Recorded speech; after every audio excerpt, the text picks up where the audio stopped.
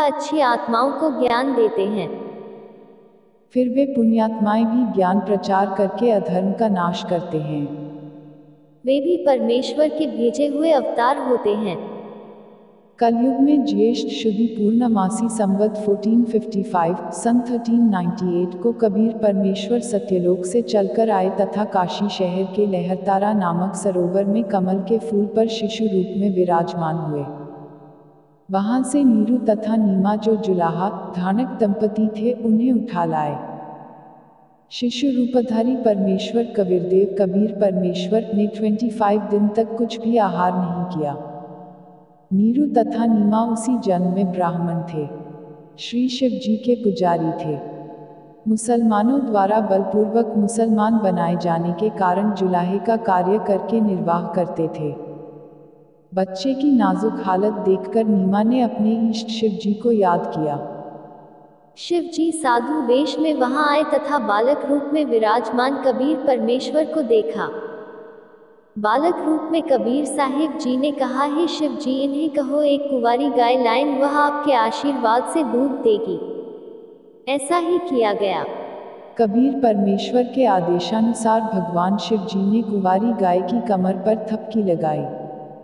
उसी समय बछिया के थनों से दूध की धार बहने लगी। एक कोरा मिट्टी का छोटा घड़ा नीचे रखा। पात्र भर जाने पर दूध बंद हो गया। फिर प्रतिदिन पात्र थनों के नीचे करते ही बछिया के थनों से दूध निकलता। उसको परमेश्वर कबीर जी पिया करते थे। जुलाहे के घर परवरिश होने के कारण बड़े होकर परमेश्वर कबीर जी भी जुलाहे का कार्य करने लगे तथा अपनी अच्छी आत्माओं को मिले, उनको तत्वज्ञान समझाया तथा स्वयं भी तत्वज्ञान प्रचार करके अधर्म का नाश किया तथा जिन -2 को परमेश्वर जिंदा महात्मा के रूप में मिले उनको सच्चिखंड सत्यलोक में ले गए तथा फिर वापस छोड़ा, उनको आध्यात्मिक ज्ञान दिया तथा अपने से परिचित कराया। वे उस परमेश्वर सत्य पुरुष के अवतार थे। उन्होंने भी परमेश्वर से प्राप्त ज्ञान के आधार से अधर्म का नाश किया। वे अवतार कौन दो हुए हैं? 1. आदरणीय धर्मदास जी 2. आदरणीय मलुकदास जी 3. आदरणीय नानक देव साहिब जी सिख धर्म के प्रवर्तक 4. आदरणीय दादू साहिब जी 5. आदरणीय गरीबदास साहिब जी गांव चुड़ानी जी झज्जर हरियाणा वाले तथा 6. आदरणीय घीसा दास साहिब जी गांव खेखड़ा जी मेरठ उत्तर प्रदेश वाले ये उपरोक्त सर्व अवतार परम अक्षर ब्रह्म सत्य पुरुष के थे।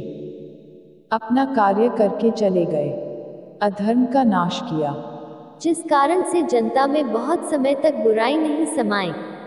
वर्तमान में संतों की कमी नहीं परंतु शांति का नाम नहीं। कारण यह है कि इन संतों की साधना शास्त्रों के विरुद्ध है, जिस कारण से समाज में अधर्म बढ़ता जा रहा है।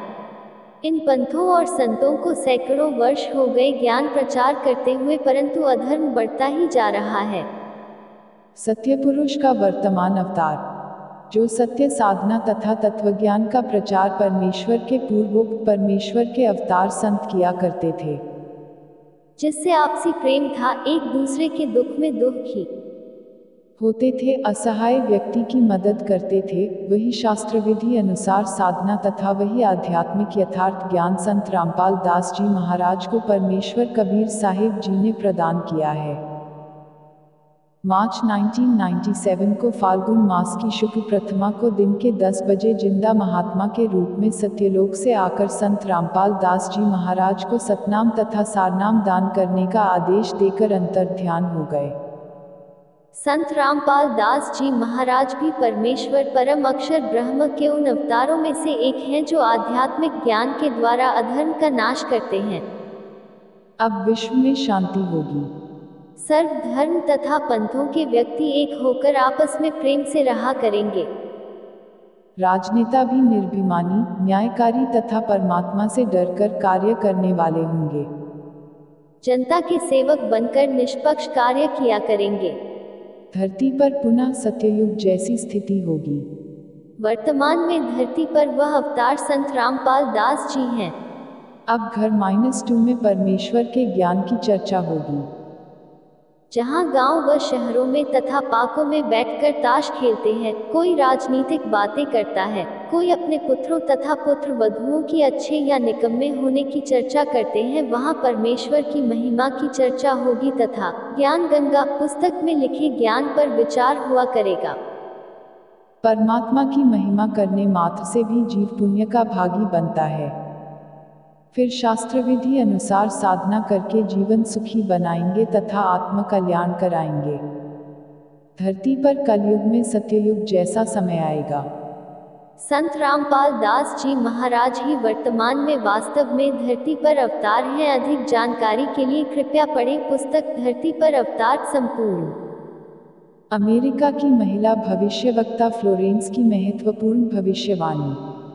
अमेरिका की विश्वविख्यात भविष्यवक्ता फ्लोरेंस ने अपनी भविष्यवाणियों में कई बार भारत का जिक्र किया है। The fall of sensational culture नाम की अपनी पुस्तक में उन्होंने लिखा है कि सन 2000 आते आते प्राकृतिक संतुलन भयावह रूप से बिगड़ेगा। लोगों में आक्रोश की प्रबल भावना होगा। दुराचार पराकाष्ठा पर होगा।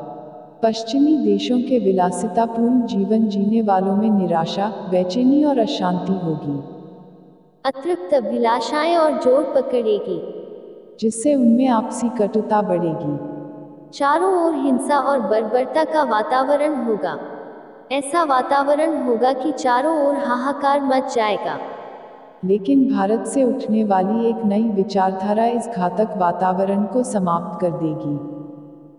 वह विचारधारा वैज्ञानिक दृष्टि से सामंजस्य और भाईचारे का महत्व समझाएगी। वह यह भी समझाएगी कि धर्म और विज्ञान में आपस में विरोध नहीं है। आध्यात्मिकता की उच्चता और भौतिकता का खोखलापन सबके सामने उजागर करेगी। मध्यम वर्ग उस विचारधारा से बहुत अधिक प्रभावित होगा। यह वर्ग समाज के सभी वर्गों को अच्छे समाज के निर्माण के लिए उत्प्रेरित करेगा। यह विचारधारा पूरे विश्व में चमत्कारी परिवर्तन लाएगी। मुझे अपनी छठी अतीन्द्रिय शक्ति से यह एहसास हो रहा है कि इस 11 विचारधारा को जन्म देने वाला वह महान संत भारत में जन्म ले चुका है। उस संत के ओजस्वी व्यक्तित्व का प्रभाव सबको चमत्कृत करेगा। उसकी विचारधारा अध्यात्म के कम होते जा रहे प्रभाव को फिर से नई स्फूर्ति देगी। चारों ओर आध्यात्मिक वातावरण होगा। संत की विचारधारा से प्रभावित लोग विश्व के कल्याण के लिए पश्चिम की ओर चलेंगे। धीरे धीरे एशिया, यूरोप और अमेरिका पर पूरी तरह छा जाएगी। उस संत की विचारधारा से पूरा विश्व प्रभावित होगा और उनके चरण चिन्हों पर चलेगा।